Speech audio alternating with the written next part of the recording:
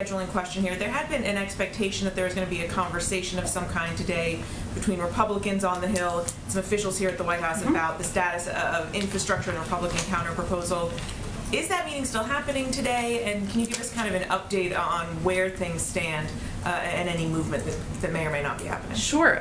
It is happening. It may be ongoing as we speak, but it started shortly before 1 o'clock over video conference this afternoon. Our team, including Steve Ricchetti, Louisa Terrell, Brian Deese, Secretary Raimondo, and Secretary Buttigieg, put forward a reasonable counteroffer that reduces the size of the package from $2.25 trillion in additional investment to $1.7 trillion.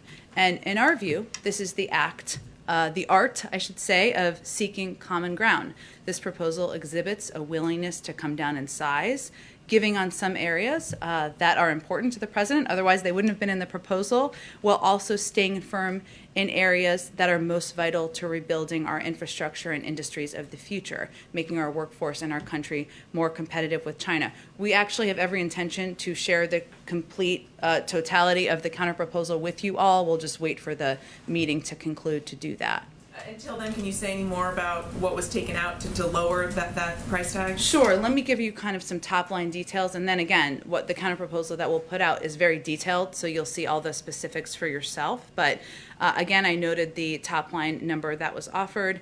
Our proposal also involved shifting investments in research and development, supply chains, manufacturing, and small business out of the negotiation into other efforts, such as the Endless Frontiers Act and the CHIPS Act, which, as you know, there's ongoing discussions and negotiations on a bipartisan level about those as well. The proposal also agreed to reduce the funding request for broadband to match the Republican offer and to reduce the proposed investment in roads, bridges, and major projects to come closer to the number proposed by the senators. This is all in the spirit of finding common ground. Now, at the same time, as I alluded to, the counteroffer also reflects our view that the Republican offer excludes entirely some proposals that are key to our competitiveness, key to investments in clean energy and in industries of the future and rebuilding our workforce, including critical investments in our power sector, building and construction, workforce training, veterans hospital construction,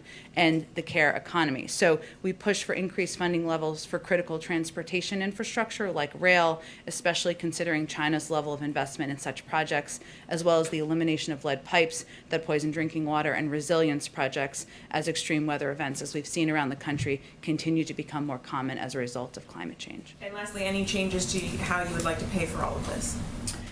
We also reiterated, or the intention is to reiterate, the fact that the president is not willing to raise taxes on Americans earning under $400,000 a year through a gas tax or through user fees. He believes that the extraordinarily wealthy, that companies that many of whom have not paid taxes in recent years can afford a modest increase to pay for middle class jobs.